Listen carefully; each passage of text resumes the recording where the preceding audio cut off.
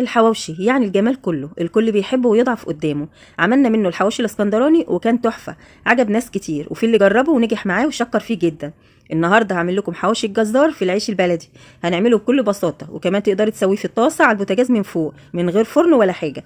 طعمه ولونه جميل، واللحمه متماسكه مستويه وريحته بتجيب لاخر الشارع. تعالي نسمي الله ونصلي على الرسول ونشوف هنعمله ازاي.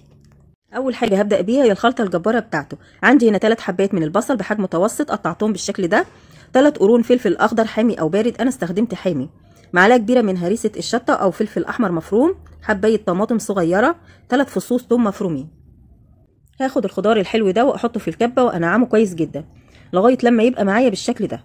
هفضيه في بوله وهبدا اضيف عليه التوابل. نص معلقه صغيره كزبره ناعمه، معلقه صغيره فلفل اسود، نص معلقه صغيره بابريكا، ربع معلقه صغيره من القرفه بتديله ريحه حلوه قوي، معلقه صغيره مليانه بهارات حواوشي، لو مفيش يبقى 7 بهارات، ولو مفيش يبقى بهارات لحمه، معلقه صغيره مليانه من البيكنج باودر علشان تخلي اللحمه هشه ومش مكتومه، ومعلقه صغيره مليانه من الملح، وكمان معلقتين كبار من الدقيق علشان يتشرب اي سوائل تنزل من الخضار، وكمان بيخلي اللحمه جوسي طريه معاكي.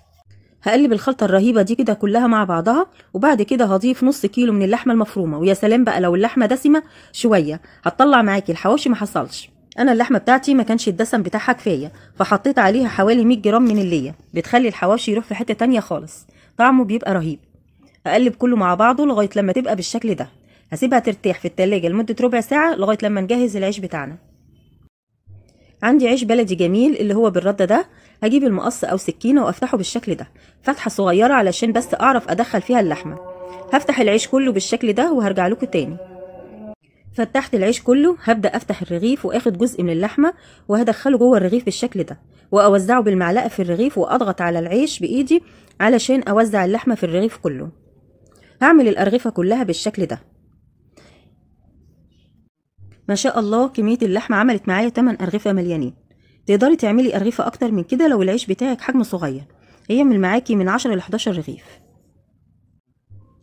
تعالوا بقى نشوف التسويه. عندي طاسه او صينيه على النار دهنتها بمعلقه سمنه ووزعتها في الصينيه بالشكل ده. النار بتاعتي بتكون متوسطه والطاسه سخنه جدا. هنزل بالرغيف بالشكل دوت، وهدهن وش الرغيف بالسمنه عشان لما اقلب الرغيف ياخد لون جميل من الوش. هسيبه على النار لغايه لما ياخد لون احمر من تحت بالشكل ده. هقلبه بقى على الجهه التانية وهسيبه لغايه لما ياخد اللون الاحمر زي ما انتم شايفين. شكله رائع جدا، شايفين شكله عامل ازاي؟ في منتهى الجمال. بياخد تسويه على البوتاجاز حوالي 6 دقايق، وبيكون الرغيف استوى معايا بالشكل الجميل ده.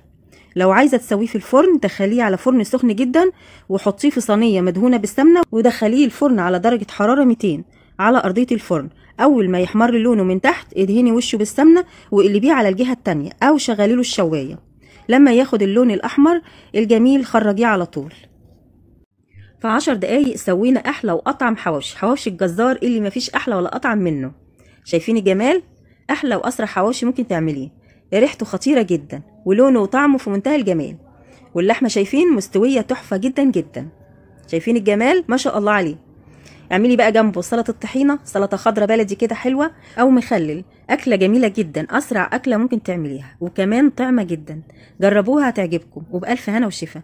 ما تنسوش بقى اللايك والشير، واشوفكم على خير.